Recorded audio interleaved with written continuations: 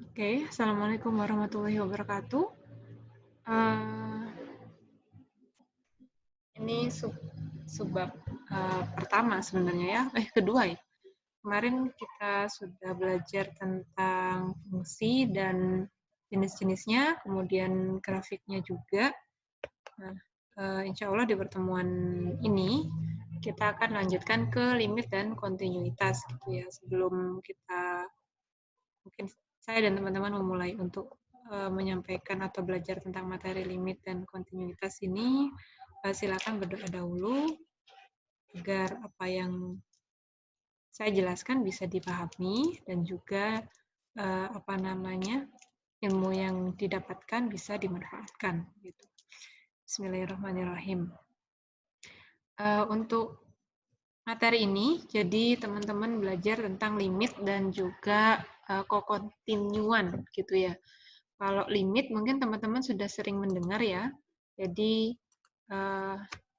apa sih yang dimaksud dengan limit? Seperti biasa, teman-teman mungkin sering mendengar kata limited edition atau mungkin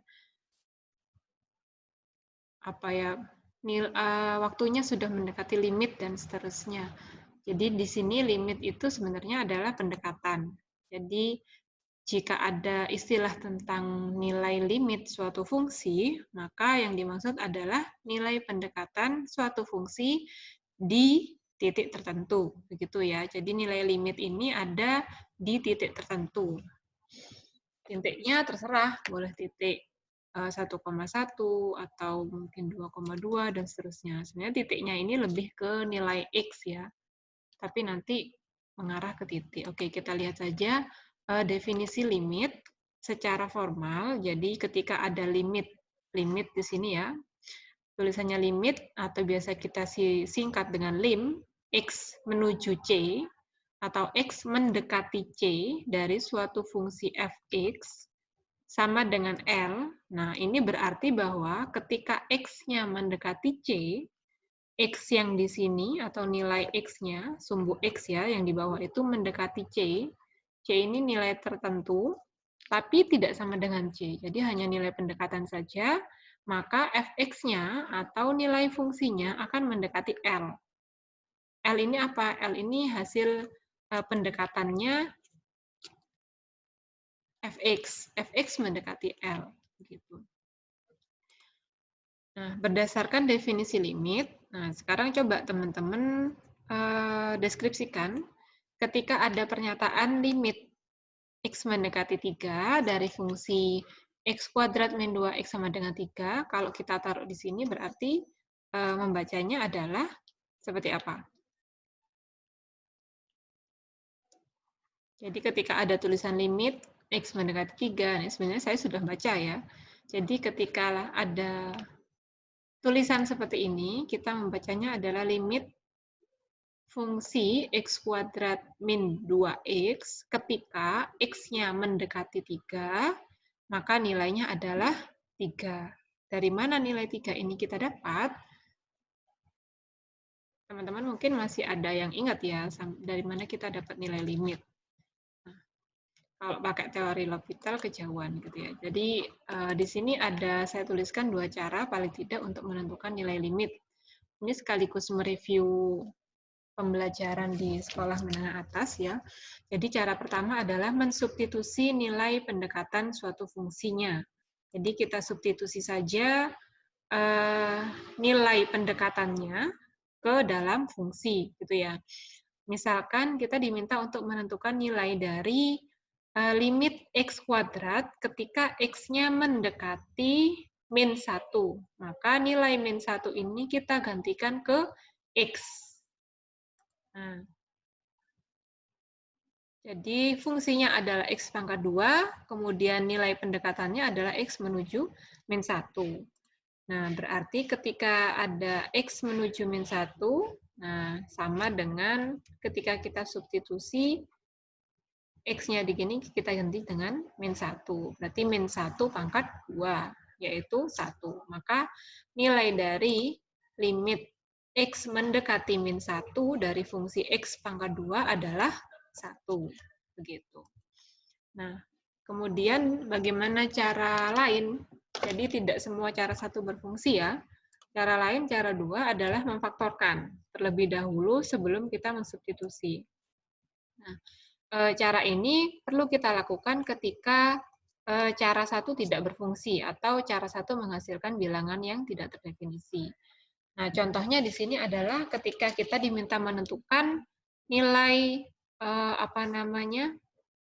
nilai fungsi pendekatan ketika X mendekati 1 dari fx sama dengan X pangkat 3 min 1 per X min 1. Begitu. Nah, cara dua yang ini yang akan kita lakukan ini berlaku jika cara satu yang mensubstitusi tadi itu menghasilkan nilai, nilai 0 per 0 atau tak hingga per tak hingga. Coba saja kita misalkan menggunakan cara satu, maka limit X menuju 1 dari X pangkat 3 min 1 per X min 1, hasilnya adalah 1 pangkat 3 min 1, ya kan ya, hasilnya adalah 0 per 0. Karena hasilnya 0 per 0 berarti tidak boleh langsung kita substitusikan. Kecuali kalau hasilnya 0 baru boleh. Kalau 0 per 0 tidak boleh. Berarti kita pakai cara 2. Diapakan? Difaktorkan dulu. Jadi X pangkat 3 yang atas ini, X pangkat 3 min 1, X pangkat 3 min 1, fungsi yang pertama ini kita uraikan dulu menjadi X min 1 dikali X pangkat 2 plus X plus 1 per X min 1. Begitu. Nah, ini bisa kita coret, X pangkat min 1-nya bisa kita coret. Kemudian sisanya adalah X pangkat 2 plus X plus 1. Nah, kalau sudah seperti ini, coba kita substitusikan lagi. Jadi menggunakan cara satu lagi, kita gantikan nilai 1 pendekatannya, nilai pendekatan ke X yang ada di sini. Berarti X pangkat 2 jadi 1 pangkat 2 ditambah X, X-nya tadi bernilai 1, kemudian ditambah 1, maka hasilnya adalah 3. Nah, sekarang bagaimana jika cara 1 dan cara 2 tidak berlaku? Gitu ya. Tadi cara pertama kita mensubstitusi nilai fungsinya, nilai pendekatan, kita substitusikan ke fungsi. Kemudian cara kedua adalah memfaktorkan terlebih dahulu, kemudian kita substitusi. Nah, sekarang bagaimana kalau kasusnya kita nggak bisa pakai langsung gitu cara satu sama cara dua. Contoh, misalkan teman-teman diminta untuk menentukan nilai limit dari fungsi bagian. Fungsi bagian itu fungsi yang pecah-pecah gini ya, jadi ada bagian-bagian. Bagian pertamanya adalah di sini fx, fungsi bagiannya bagian pertama adalah x plus 2 ketika, ini x kurang dari sama dengan 3, kemudian X pangkat 2 ketika X-nya lebih dari 3. Begitu. Nah, bagaimana kita mencari nilai pendekatannya atau nilai limitnya gitu ya ketika X mendekati 3. Nah, itu yang akan kita perdalam di sini. Begitu. Nah, perhatikan bahwa suatu fungsi, ini ada tambahan informasi ya yang harus teman-teman perhatikan ketika menentukan suatu fungsi itu memiliki limit atau tidak. Jadi seperti yang teman-teman baca di berbagai referensi, nah, fungsi dikatakan memiliki limit itu jika dia nilai limit kanannya sama dengan nilai limit kiri. Oke. Nah, ini berdasarkan teorema pada kebanyakan buku ya, terutama di buku kalkulus yang kita pakai. Jadi limit X mendekati C dari fx adalah L jika dan hanya jika limit X mendekati C dari kiri. Nah, di sini ada simbol C, atasnya min, ini tanda negatif. Jadi C min artinya limit ketika X didekati dari kiri ketika C-nya didekati dari kiri, dan ketika C-nya didekati dari kanan. Jadi yang plus itu kanan, yang min itu kiri. Maka nilainya harus sama-sama L. Maka bisa kita simpulkan bahwa limit X mendekati C dari fx adalah L.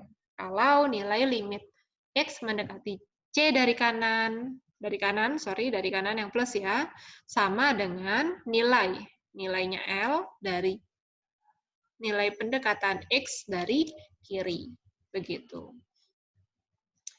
Jadi teman-teman punya istilah baru sekarang, yaitu nilai pendekatan dari kiri dan kanan. Dari kiri kita simbolkan dengan min, dari kanan kita simbolkan dengan plus.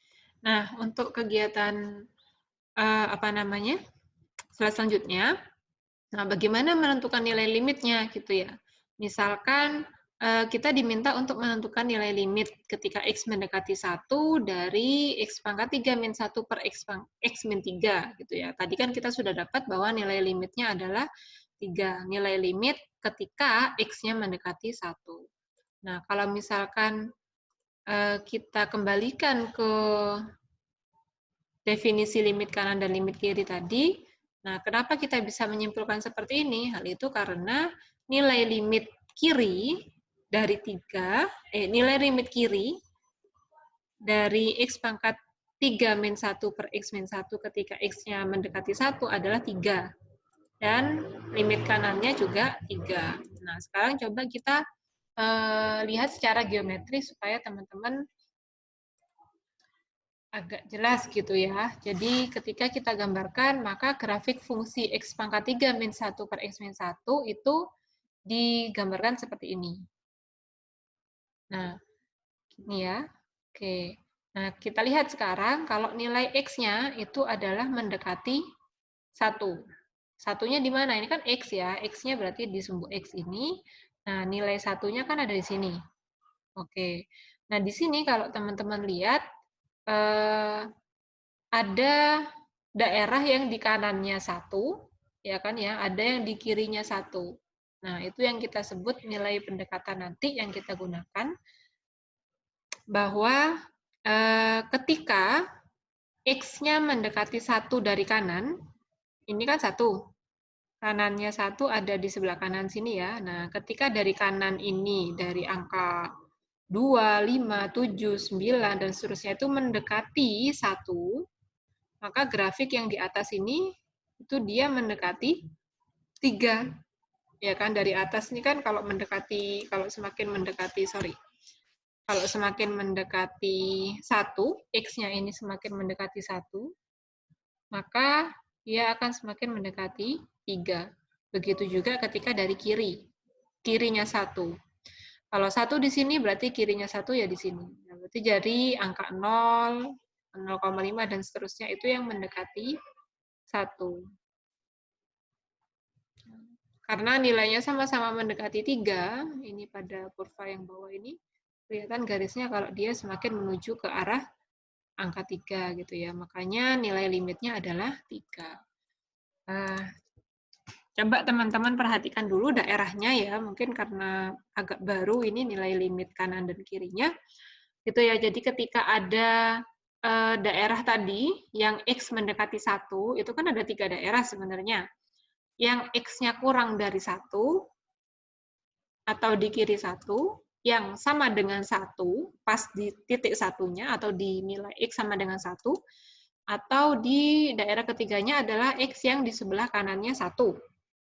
Nah, kalau misalkan tadi saya ambil gambarnya, ini ada angka 1 di sini ya, titik nilai 1. Nah, kemudian ada wilayah yang di kirinya 1, atau 1 dari kiri ini ya, kirinya 1. Kemudian ada nilai yang pas di angka 1-nya, ada juga nilai yang di sebelah kanannya 1. Gitu ya. Jadi ada 3 daerah di sini kalau saya tuliskan ya, meskipun ini 1, ini juga bukan daerah sebenarnya. Jadi saya perjelas lagi. Jadi ada angka 1 di tengah sini ya. Nah, nanti kita bagi 3. Ada yang di kanannya 1, sorry. Ini untuk limit kanan yang tandanya plus. satu lagi dari kiri yang tandanya min. Begitu. Nah, teman-teman bisa mencoba untuk menemukan nilai limit dari fungsi yang ada di sini. Ada 3 fungsi di sini. Nah, nanti silakan dicoba, kemudian hasilnya dikumpulkan di LMS. Hasil mencobanya dikumpulkan di LMS, gitu ya. Boleh nanti ini di-skip dulu. Nah, sekarang kita lanjutkan dulu ke fungsi yang kontinu. Jadi tadi saya sempat menyampaikan bahwa materinya adalah limit dan kontinuitas. Jadi limit tadi yang baru adalah ketika teman-teman mau menentukan limit, maka harus diperiksa dahulu nilai limit kanan dan nilai limit kirinya. Nah, ketika nilai limitnya sama, kanan dan kiri, maka dia memiliki limit di titik itu. Begitu ya. Jadi harus diperiksa limit kiri, diperiksa juga limit kanannya. Begitu. Nah, sekarang kita ke kontinuitas.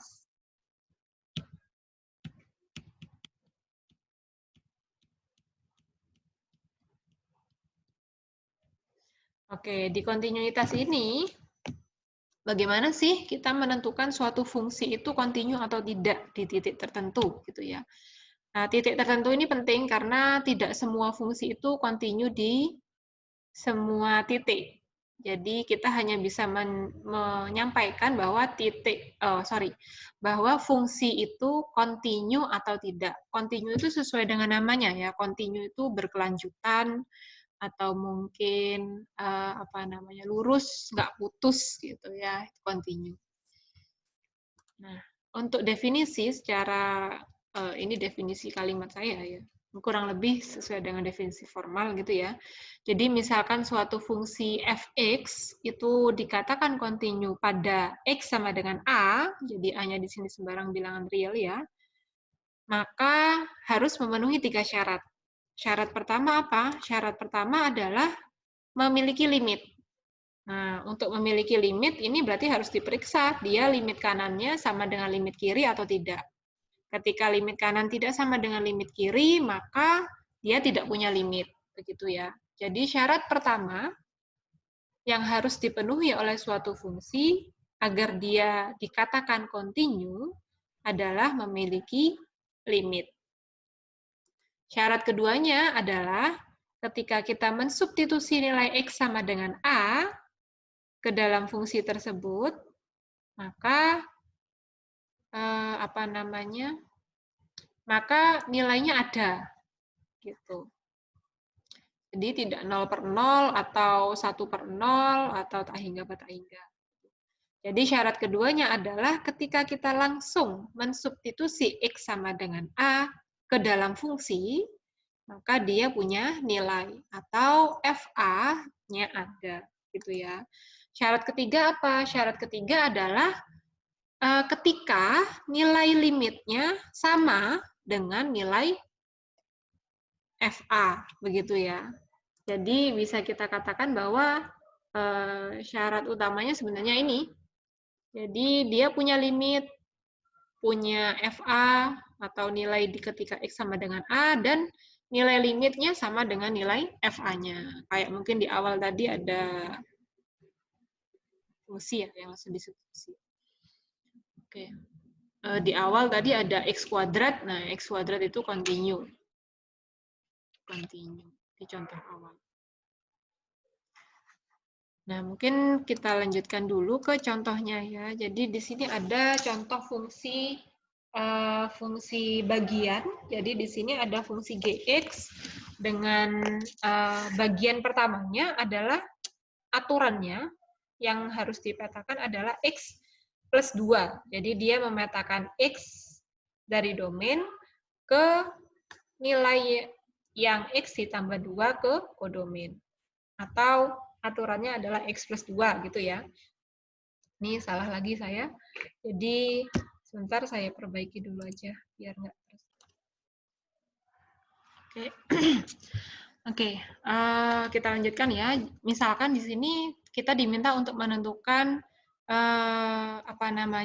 apakah fungsi Gx dengan bagian X plus 2 ketika X-nya kurang dari sama dengan 3, dan bagian keduanya adalah X kuadrat ketika X-nya lebih dari sama dengan 3, continue pada X sama dengan 3. Nah, di sini disebut fungsi bagian, itu karena dalam interval bilangan real atau sumbu X, itu kita bagi dia jadi 2. Sini 2 ya. Yang kurang dari sama dengan 3, mengikuti aturan X plus 2, yang lebih dari X-nya lebih dari 3, dia mengikuti aturan X pangkat 2. Nah, yang pertama kita lakukan adalah menguji syarat pertama. Syarat pertama adalah limit ketika X mendekati 3 dari Gx itu ada, gitu ya. Nah, di sini kita bagi 2, yaitu ketika X mendekati 3 dari kirinya 3. Nah, kirinya 3 itu yang mana sih? Kirinya 3. Mau yang X kurang dari sama dengan 3 atau yang X lebih besar dari 3? Kirinya 3. Nah, dari yang kurang dari kan ya? Dari yang nilai-nilai yang kurang dari 3 gitu ya. Berarti kita pakai aturan yang fungsi yang pertama. Aturan yang pertama yaitu X plus 2. X-nya siapa? 3. Nah, maka kita gantikan X di sini 3. 3 ditambah 2 hasilnya 5. Maka nilai limit X mendekati 3 dari kiri adalah 5. Oke, coba kita lihat dari kanan. Kanannya 3. Kanannya 3 itu kan berarti 4, 5, 6, 7, 9 gitu ya. Kanannya 3 berarti adalah nilai-nilai yang lebih besar dari 3.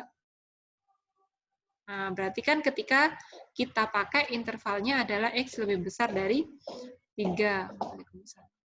Nah, berarti fungsinya adalah fungsi X pangkat 2. Berarti 3 pangkat 2, 9. Gitu ya. Nah, kemudian kita lihat bahwa X mendekati 3 dari kiri bernilai 5. X mendekati 3 dari kanan bernilai 9. Nah, bisa kita lihat kan 5 tidak sama dengan 9, maka nilai limit X mendekati 3 dari kiri itu tidak sama dengan limit X mendekati 3 dari kanan. Karena 5 tidak sama dengan 9, begitu ya. Karena syarat 1 tidak terpenuhi, ya tidak usah diuji ke syarat kedua dan ketiga. Jadi bisa langsung kita simpulkan bahwa fungsi Gx ini tidak kontinu pada X sama dengan 3. Jadi dia hanya tidak kontinu di X sama dengan 3. Kalau titik lain, misalkan X4, X sama dengan 5, dan seterusnya, harus diperiksa dulu. Begitu ya. Nah, untuk selanjutnya, teman-teman silakan mencoba dua soal ini, gitu ya. Nanti kalau ada kesulitan, kita diskusikan lewat WA Group dan juga lewat Elmu, gitu ya. Jadi, silakan diputar ulang jika masih ada kebingungan dan ditanyakan melalui WA Group atau di diskusi Elmu, gitu ya. Untuk soalnya nanti silakan dikumpulkan di Elmu, untuk due date-nya atau deadline-nya bisa dilihat di Elmu juga, gitu ya. Terima kasih. Assalamualaikum warahmatullahi wabarakatuh.